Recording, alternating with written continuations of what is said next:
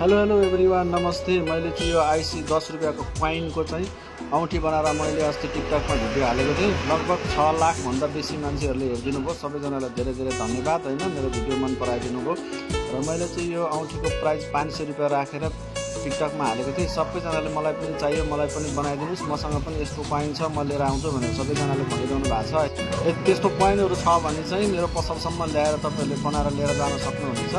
र यो कॉइन चाहिँ एकजना साथीले एकदमै अत्याधिक मन पराएर मलाई चाहियो, मलाई दिनुहोस् भनेर रिक्वेस्ट गरिरहनु भएको छ होइन।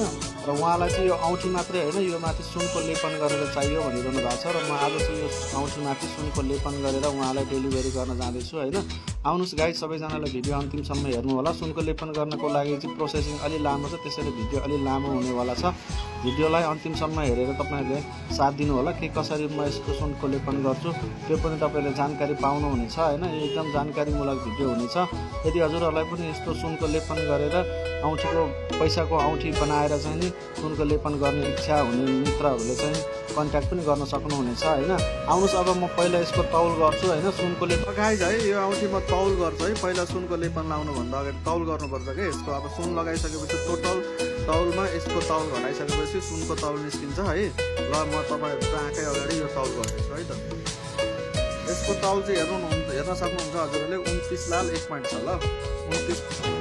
ल गाइज, अब चाहिँ यो औँठीलाई सुनको लेपन गर्ने प्रोसेसिङ मैले सुरु गरेँ है त गाइज है। सबभन्दा पहिला मैले सुनलाई पातलो पारेर मेसिनमा पेल्छु होइन। पेलिसकेपछि यसलाई मैले हल्का तताउँछु। तताएर चाहिँ नरम बनाइसकेपछि मैले साइडमा छेक्छु।